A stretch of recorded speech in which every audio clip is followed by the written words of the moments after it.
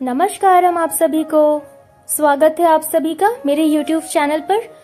दोस्तों, आज है नवरात्रि का तीसरा दिन और मेरी नींद खुलती है 2:30 बजे।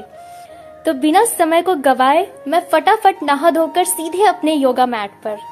तो करीब 2:15 बजे मैंने अपनी साधना शुरू करी है और हमेशा की तरह सबसे पहले भूत शुद्धि। और कुछ लोग पूछ रहे थे कि आप इतने कम समय में कैसे नहा धो लेते हो, हमें तो 40-45 मिनट लग जाता है नहाने में।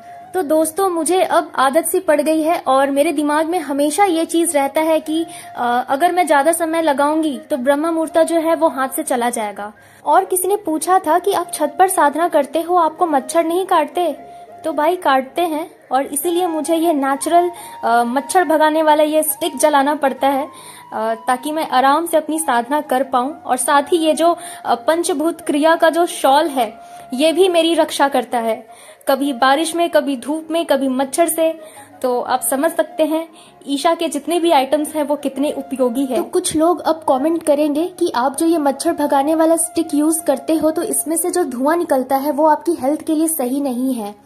तो मैं आप लोगों को बता दूं, ये बिल्कुल ऑर्गेनिक और नेचुरल मच्छर भगाओ स्टिक है। और अगर आप भी चाहते हैं इसे मंगाना तो आप Amazon से ऑर्डर कर सकते हैं।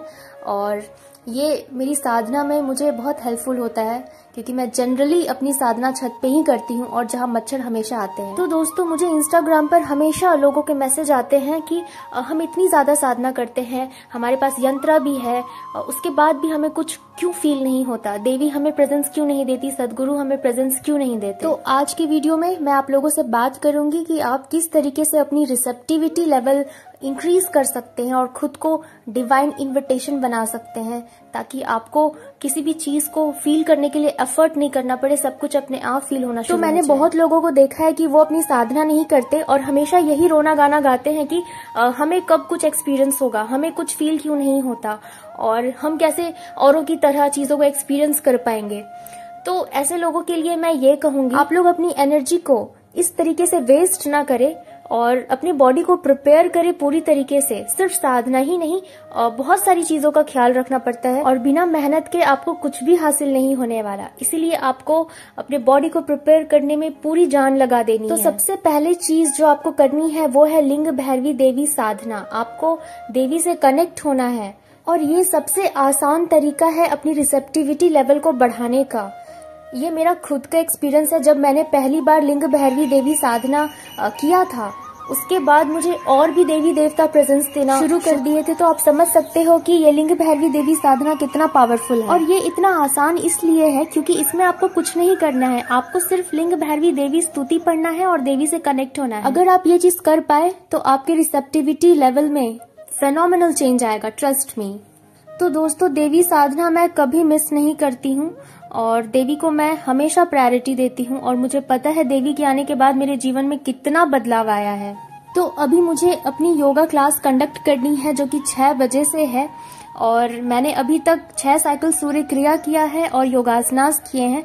बाकी की क्रिया मैं क्लास लेने के बाद करूंगी। और अभी मैं आप लोगों को बताऊंगी वो दूसरा तरीका जिससे आप अपनी रिसेप्टिविटी लेवल को बढ़ा सकते हो।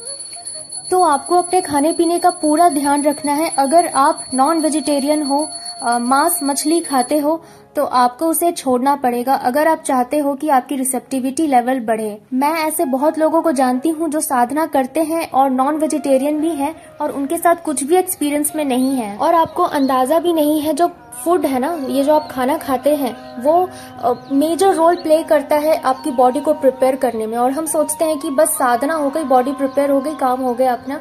तो ऐसा बिल्कुल भी नहीं है। आप क्या खाते हो इससे आपकी साधना पर डायरेक्टली इम्पैक्ट पड़ता है। तो आप खाने पीने का पूरा ध्यान रखिए और हो सके तो प्याज लहसुन भी छोड़ दीजिए, क्योंकि प्याज और लहसुन एक नेगेटिव प्राणिक फूड है और ये आपके शरीर से प्राण ऊर्जा को छिन्न कर देता है। इसीलिए अगर आप साधना करते हैं तो आप अपनी प्राण ऊर्जा को बढ़ाते हैं और प्याज लहसुन खा के आप फिर से उसे गिरा दीजिएगा तो फिर फायदा क्या रह गया। तो इसलिए प्याज और लहसुन कम से कम खाइए, हो सके तो, या तो छोड़ ही दीजिए। तो आपने खुद के साथ भी ये एक्सपीरियंस किया ही होगा कभी ना कभी कि जब आप जंक फूड खाते हो या डिनर में कुछ ऐसी उटपटांग सी चीजें खा लेते हो तो सुबह आपकी बॉडी की फ्लेक्सिबिलिटी चली जाती है, साधना में मन नहीं लगता, माइंड फोकस नहीं हो पाता। तो आप देख सकते हो कि इतनी सारी प्रॉब्लम होती है अगर एक टाइम भी खाना आपका इधर उधर हुआ तो तो आप सोच सकते हैं कि रिसेप्टिविटी लेवल तो मतलब दूर की बात है, वो आपके पहुंच से ही दूर है। तो जो 21 दिन का लिंग भैरवी देवी साधना होता है, उसमें हमें पूरा शेड्यूल बता दिया जाता है, आपको साधना करने के बाद क्या खाना है, दिन में कितने बार खाना है, क्या चीजें खा सकते हैं, क्या चीजें नहीं खा सकते हैं, और आपको साधना यहाँ करना है। हमें शरीर में कोई भी केमिकल्स लगाने को भी मना किया जाता है। हमेशा हर्बल पाउडर या उपटन इसी चीज से हमें नहाने को कहा जाता है। और 21 दिन के अंत तक आप बिलीव नहीं करोगे, जो रिसेप्टिविटी लेवल होती है ना, वो मतलब 0 से एकदम स्पाइक कर जाती है। और ये चीज आप एक्सपेरिमेंट करके देखना। आप सिर्फ 1 मंथ अपनी साधना के साथ अपने डाइट का पूरा स्ट्रक्चर चेंज करके देखना, और फिर मुझे आप मैसेज करना। तीसरी चीज जो आपके रिसेप्टिविटी लेवल को बढ़ाएगा वो है यंत्रा। तो अगर पॉसिबल हो तो आप अपने घर पे कोई भी एक यंत्र, या तो देवी गुड़ी, ध्यानलिंगा यंत्र या बॉन्ड ऑफ ग्रेस, किसी भी तरीके का एक कॉन्सेक्रेटेड फॉर्म आपके घर पे होना ही चाहिए जहाँ पे आप साधना करते हो। क्योंकि यंत्रास को सदगुरु ने बनाया ही इसलिए है कि आपकी जो साधना है वो 1000 गुना ज्यादा पावरफुल हो। और अगर आप यंत्रास के पास अपनी साधना करेंगे तो आप देखेंगे कि आपकी जो रिसेप्टिविटी लेवल है वो एकदम से बढ़ जाएगी। और अगर आप यंत्रास अफोर्ड नहीं कर सकते हो तो आप रुद्राक्ष पहन सकते हो। ईशा लाइफ में जो रुद्राक्ष मिलता है वो कॉन्सेक्रेटेड है, प्राण प्रतिष्ठित है। और आप देवी पेंडेंट पहन सकते हो, आप ध्यानलिंगा पेंडेंट पहन सकते हो। बहुत सारी चीजें हैं जो आप, भैरवी रक्षा कवच, ये सारी चीजें, ये कॉन्सेक्रेटेड फॉर्म है। और अगर आप अपने शरीर में धारण करोगे तो ये कहीं ना कहीं आपको भी कॉन्सेक्रेटेड कर देता है। और आप इसके ऑरा में आपकी जो एनर्जीज है वो पूरी तरीके से क्लीन होती है और आपकी रिसेप्टिविटी लेवल बढ़ती है। चौथी चीज जो आप लोगों को फॉलो करनी है वो है अपनी साधना को हमेशा मॉर्निंग आवर्स में कीजिए, हो सके तो ब्रह्म मुहूर्त में। ब्रह्म मुहूर्त इतना ज्यादा पावरफुल है, आप सोच भी नहीं सकते। अगर आप अपने जीवन में ये सारी चीजें फॉलो भी नहीं कर पाते हो ना, साधना, खाना पीना और यंत्र, पेंडेंट, तो आप सुबह बस 3 बजे उठना और ये जो डिवाइन एनर्जी है जो ब्रह्मांड के कण कण में फैली हुई है, बस आप इससे कनेक्ट हो जाना। आप देखना आपका जीवन बदल जाएगा। और ब्रह्म मुहूर्त में साधना करना मतलब 1000 गुना ज्यादा बेनिफिट। आप सिर्फ एक दिन ब्रह्म मुहूर्त में उठकर साधना करके देखना, सिर्फ एक दिन, और उसके बाद आप मुझे बताना आपका एक्सपीरियंस क्या रहा। तो जब मैंने योगा करना शुरू किया था उस वक्त मुझे खाने पीने का कोई भी इतना नॉलेज नहीं था कि मुझे क्या क्या चीजें अपने जीवन में मेंटेन करनी चाहिए। मैं कोई भी योगा उठाकर कर लेती थी, टीवी से, यूट्यूब से, यहाँ तक कि मैं इनिशिएटेड भी नहीं थी किसी भी प्रैक्टिस में। तो बस एक चीज मैं करती थी, वो था ब्रह्म मुहूर्त में उठकर मैं सिर्फ यूट्यूब पे जो भी रामदेव बाबा योगा सिखाते थे मैं वो करती थी। और ये जो ब्रह्म मुहूर्त ने मेरे जीवन को बदला है, और जो चीजें मुझे एक्सपीरियंस हुई है, मुझे आज तक एक्सपीरियंस नहीं हुई है इनिशिएट होने के बाद भी। तो आप समझ सकते हो कि ब्रह्म मुहूर्त कितना ज्यादा पावरफुल है। अगर आपके पास कुछ भी नहीं है तो ये समय आपको वो सब कुछ दे देता है। तो आप लोग से रिक्वेस्ट है कि आप लोग प्लीज अपनी जो साधना है वो ब्रह्म मुहूर्त में उठकर कीजिए। अगर ब्रह्म मुहूर्त भी नहीं तो कम से कम मॉर्निंग आवर्स में तो उठ जाइए। कुछ लोग 8 बजे, 9 बजे, 10 बजे, ऐसे तो नहीं चलने वाला। फिर आप कहोगे कि हमें कुछ एक्सपीरियंस नहीं होता, हमें फील नहीं होता। तो आपको चीजों को बदलना पड़ेगा, तभी आपके एक्सपीरियंस में चीजें आएंगी। और आखिर में आपको और एक उपाय बताऊंगी जो आपके शरीर में करंट की तरह एनर्जी को दौड़ा देगा, और वो है हठ योगा। जी हाँ, अगर आप चाहते हैं कि आपकी रिसेप्टिविटी लेवल बढ़े, आपको धुआंधार हठ योगा करना चाहिए।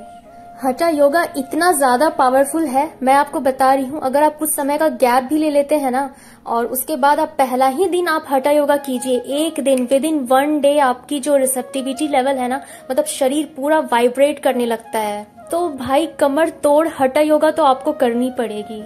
ऐसे ही नहीं, सदगुरु हर इनिशिएशन के पहले हठ योगा करवा के लोगों के शरीर को प्रिपेयर करवाते हैं। और हठ योगा की शानदार बात यह है ना कि इसको करने के बाद आपको पता चलता है कि आपके पास आपका शरीर है, आपके शरीर का एक एक अंग इस तरीके से वाइब्रेट करता है ना कि मतलब क्या बताऊं। अब हठ योगा इज फेनोमेनल। मतलब हठ योगा करने के बाद मुझे फर्स्ट टाइम फील हुआ कि मेरे भीतर रीढ़ की हड्डी भी है, स्पाइन भी है, और जो कि मुझे आज तक फील नहीं हुआ था। कुछ लोग हैं जो मेहनत नहीं करना चाहते और सिर्फ बैठकर अपनी क्रियास कर लेते हैं, शांभवी महामुद्रा क्रिया, शक्ति चलन क्रिया। शून्य पर मैं आप लोगों को बता रही हूँ, आपका जो क्रिया है वो वर्क नहीं करेगा। जैसे माँ काली को वाइब्रेंट रखने के लिए उनको बलि दी जाती है ना, वैसे ही आपके क्रियास को जिंदा रखने के लिए ना उसको हठ योगा की बलि देनी पड़ती है। और ये हठा योगा आपके रिसेप्टिविटी लेवल को सिर्फ बढ़ाता ही नहीं है, उसे 7वें आसमान पर चढ़ा देता है। तो आप इमेजिन कर सकते हो कि ये क्या चीज है। और हठ योग ने जिस तेजी से मेरे जीवन को बदला है, क्रियाज ने भी वो चीजें नहीं करी है। इनफैक्ट हठा योगा करने के बाद मेरी क्रियाज जो है वो भी 7वें आसमान पर चढ़ी है। तो मेरे लिए तो हठा योगा मतलब I am addicted to this. तो जो लोग हैं अपनी हठा योगा प्रैक्टिसेस को छोड़ छाड़ कर बैठ चुके हैं, आप लोगों से अनुरोध है कि कृपया सुबह जल्दी उठिए और थोड़ा सा पसीना बहाइए, ठीक है, तो ही चीजें आपके साथ होंगी। तो आज भी मैंने 7 घंटे की साधना टोटल पूरी कर ली है। और आज की वीडियो में बस इतना ही। वीडियो पसंद आया हो तो इसे लाइक करना, कमेंट करके बताना ये वीडियो आप लोगों को कैसा लगा। और अगर इस चैनल पर न्यू हो तो इसे सब्सक्राइब करना मत भूलना। मिलते हैं अगले वीडियो में। Thanks for watching.